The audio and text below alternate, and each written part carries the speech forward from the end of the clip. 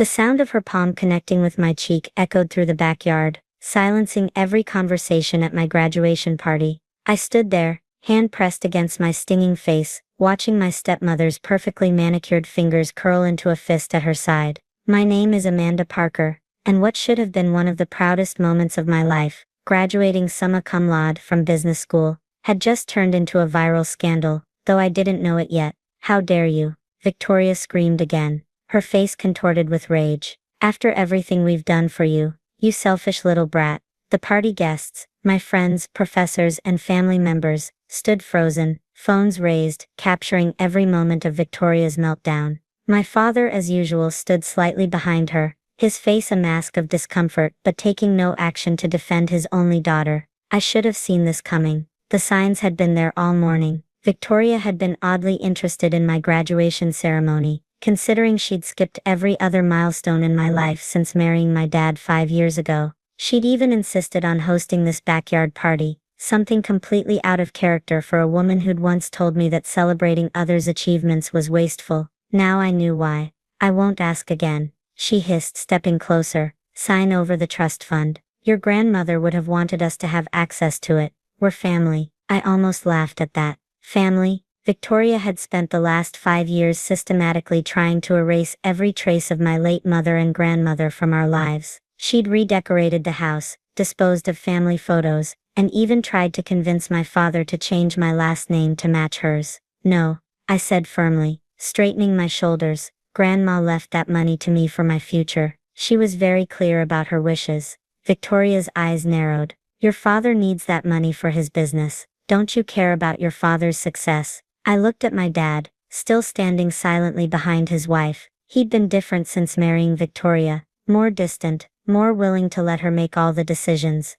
The successful architect I'd grown up admiring had become a shadow of himself. "Dad's business is doing fine," I replied, my voice steady despite my racing heart. "The quarterly reports show." "How dare you spy on our finances?" Victoria screeched, raising her hand again. This time, I caught her wrist before she could strike. "Don't," I warned quietly. "There are witnesses." She yanked her hand away, but not before I saw something flash in her eyes. Fear? Good. She should be afraid. What Victoria didn't know was that I hadn't just been studying business management at university. I'd been investigating her too. Every mysterious withdrawal from my father's accounts, every suspicious transfer, every questionable business decision that had started right after she married him. I had documented it all. "Amanda," my father finally spoke, his voice weak. "Maybe we should discuss this inside, as a family." "No, Dad," I said, my heart breaking a little at how easily he still fell into her manipulation. "We're going to discuss this right here, in front of everyone." I reached into my graduation gown, and pulled out a folder, the same folder Victoria had demanded I bring to the party, thinking it contained the trust fund paperwork. Instead it held something far more interesting. "You want to talk about money, Victoria? Let's talk about the Peterson account." Her face went white. The Peterson account, my father's biggest architectural client, had mysteriously pulled their business 6 months ago. Or at least that's what Victoria had told everyone. "Or should we discuss the offshore account you opened in the Cayman Islands? The one you've been funneling Dad's money into for the past 3 years?" "She's lying," Victoria snapped, but her voice trembled slightly. "Daniel, she's trying to turn you against me, just like her mother always tried to." "Don't you dare talk about my mother." I cut her off, my voice ice cold. "Mom would have seen through you in an instant, just like Grandma did. That's why my grandmother had set up the trust fund the way she did, making it completely inaccessible to anyone but me, with strict conditions about when and how it could be used. She'd seen something in Victoria that others had missed. I have proof," I continued, opening the folder. "Bank statements, transfer records, even recordings of your conversations with Dad's clients where you redirected their payments to your personal account." The party guests were dead silent now, many still recording. Out of the corner of my eye, I saw my best friend Jessica give me an encouraging nod. She'd helped me gather much of this evidence, using her internship at the bank to legally access public records. Victoria's carefully constructed facade was cracking.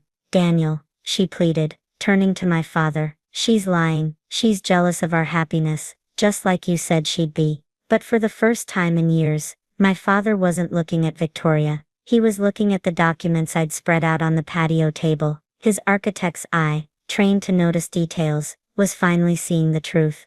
"These signatures," he said slowly. "They're forged."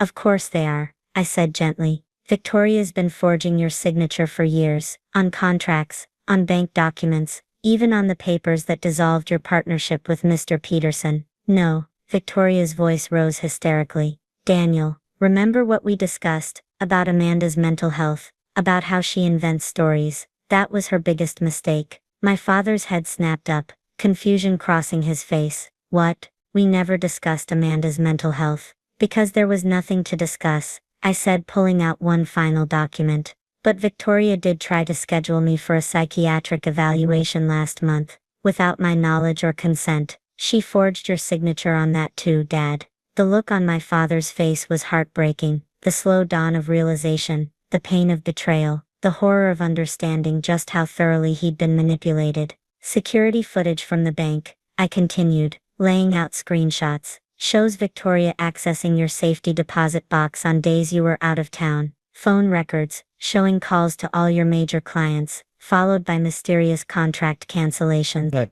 And my personal favorite, emails to a divorce lawyer, planning how to get control of your assets once she'd completely isolated you from everyone who cared about you." Victoria lunged for the documents, but several party guests stepped forward, blocking her path. Among them was Mr. Peterson himself. I'd invited him specifically for this moment. "Daniel," Mr. Peterson said gravely, "we need to talk about what really happened with that hospital project." Victoria's perfectly made-up face crumpled. She turned to run, but two police officers, quietly called by Jessica when the confrontation began, stepped through the garden gate. "Mrs. Parker," one officer said formally, "we'd like to ask you some questions about certain financial discrepancies." As they led Victoria away, I finally let myself exhale. 5 years of watching, waiting, gathering evidence, protecting my grandmother's legacy, it had all led to this moment. My father stood amid the scattered documents, looking lost and devastated. "Amanda," he whispered, "I'm so sorry. I should have." "I know, Dad," I said, taking his hand.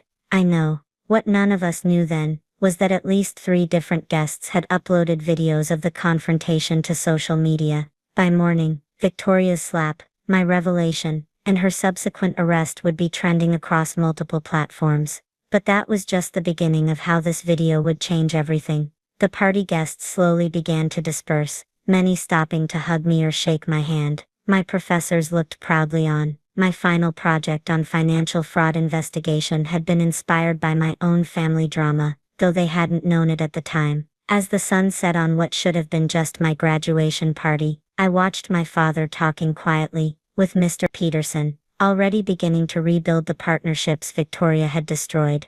The trust fund my grandmother had left me was safe, but more importantly, my father was free from Victoria's manipulation. My phone buzzed with a text from Jessica. "Check Twitter, you're going viral." I smiled, knowing that Victoria's carefully constructed image was about to crumble in ways she never imagined.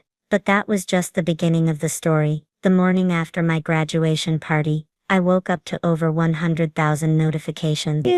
The video of Victoria slapping me had gone viral overnight, but it wasn't just the slap that caught people's attention. It was what happened next. "Trust fund daughter exposes stepmom's $1 million scam," read one headline. "Business graduate uses skills to save father's company," read another. My phone wouldn't stop ringing with calls from news outlets and morning shows wanting interviews. But the most interesting call came from Diane Reynolds, a financial investigator with the FBI. "Miss Parker," she said, her voice crisp and professional, "your stepmother's case has opened up a much larger investigation. Would you be willing to come in and discuss what you've found?" I looked across the kitchen table at my father, who was still shell-shocked from yesterday's revelations. He nodded slowly, encouraging me to go. At the FBI office, Diana spread out files that made my careful investigation look amateur.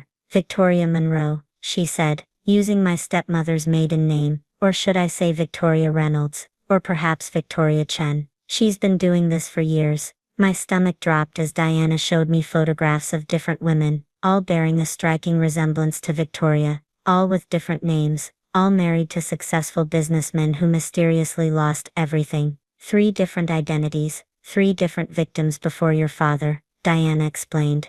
But she got sloppy this time. She didn't count on a stepdaughter with a business degree and access to financial records. What happens now? I asked, staring at the evidence of Victoria's past lives. Now, Diana smiled. We build a case, and we'd like your help. Over the next few weeks my graduation video continued to circulate, gaining more traction as Victoria's previous victims started coming forward. Each story was similar, a whirlwind romance, followed by subtle manipulation, financial control, and eventually complete asset theft. My father threw himself into rebuilding his business, seeming to age backward as he freed himself from Victoria's influence. Mr. Peterson not only returned as a client, but brought new contacts with him. Your daughter saved more than just your business, Daniel. I overheard him saying, she saved you. But Victoria wasn't going down without a fight. Her lawyer reached out, offering a deal. If we dropped the charges, she'd reveal where she'd hidden some of my father's missing money.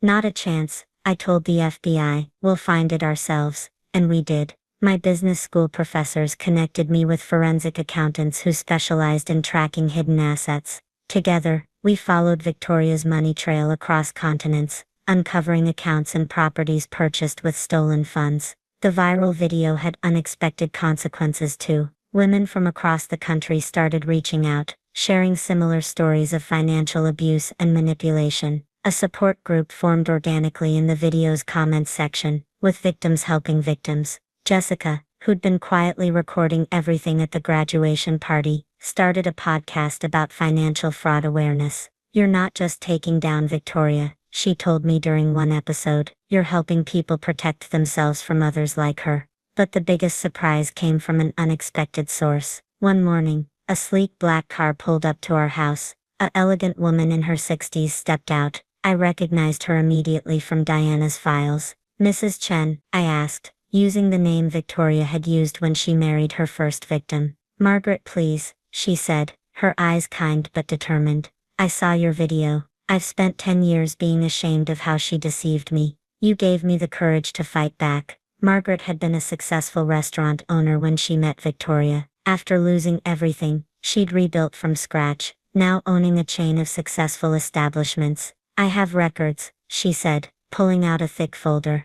Bank statements, property deeds, everything from when she was Victoria Chen. I kept it all too afraid to use it, until now. With Margaret's evidence, combined with what we'd already gathered, the case against Victoria became ironclad.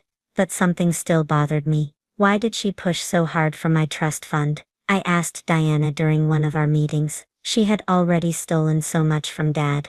Diana's expression turned serious. Because your trust fund wasn't just money, it was exposure. The conditions your grandmother set required annual audits and oversight. If Victoria had gained control, the audits would have exposed everything. I finished, feeling a fresh wave of gratitude for my grandmother's foresight. That evening, going through old family photos, I found one of my grandmother at my high school graduation. She was watching Victoria, not the ceremony, her expression knowing and worried. Even then, she'd been protecting me. The sound of breaking news interrupted my thoughts. Victoria's face filled the TV screen. She'd been arrested trying to board a flight to the Cayman Islands with fake documents. Breaking news, viral video lead to major fraud bust, scrolled across the bottom of the screen. They showed clips from my graduation party, followed by interviews with Victoria's previous victims. Margaret was among them, standing proud and unashamed. My father walked in as the news played,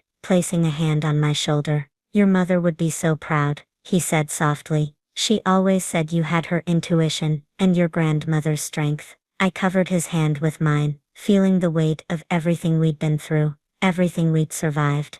Victoria had tried to tear our family apart, but in the end, she'd only made us stronger. My phone buzzed with a text from Jessica. Check your email. You're going to want to see this.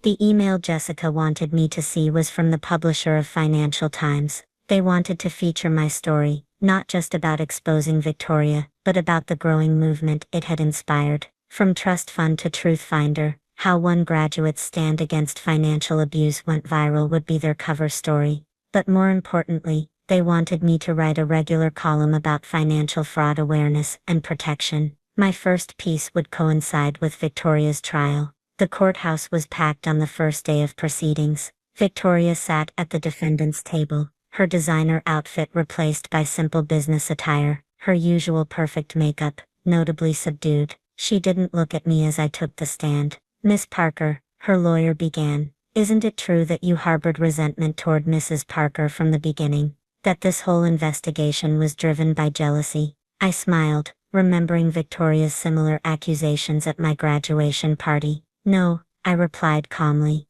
"This investigation was driven by bank statements, forged documents, and witness testimonies, including those of her 3 previous husbands. The evidence was overwhelming. Margaret and the other victims testified about Victoria's pattern of deception. Financial experts detailed her complex money laundering schemes. Even Victoria's own lawyer looked defeated as the prosecution presented document after document. But the moment that truly ended Victoria's chances came from an unexpected source: my father. "She didn't just steal my money," he testified, his voice strong and clear. "She tried to steal my relationship with my daughter. She tried to make me doubt my own child's integrity. That's the real crime here." Victoria's carefully crafted facade finally cracked. She stood up, pointing at me accusingly. "You think you're so clever with your business degree and your trust fund," she spat. "But you don't know anything about survival." The judge ordered her to sit down, but Victoria had shown her true colors to everyone in the courtroom.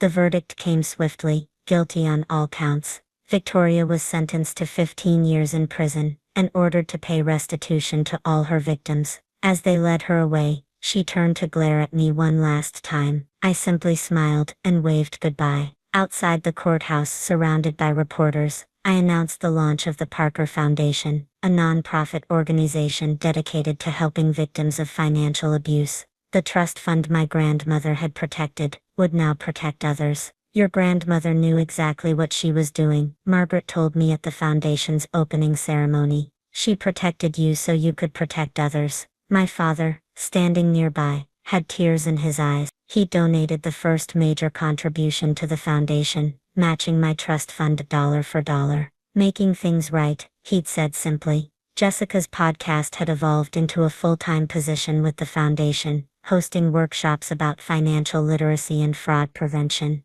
The viral video that started it all had accumulated over 10 million views, becoming a case study in business ethics classes nationwide. 1 year after my graduation party confrontation, I stood at a podium accepting an award for outstanding achievement in consumer protection. Looking out at the audience, I saw my father, sitting proudly in the front row. Behind him were Margaret and other survivors, each now successful in their own right. Even Mr. Peterson was there, his architecture firm now partnering with the foundation to build shelters for abuse survivors. "Sometimes," I said in my acceptance speech, "it takes one moment of courage to expose years of deception. Sometimes, a single stand against injustice can inspire others to stand up too. And sometimes, what seems like an ending, like a graduation day confrontation, is really just the beginning." My phone buzzed one last time that evening, a message from Diana, at the FBI. Victoria had tried to run a scheme from inside prison, attempting to manipulate another inmate's finances.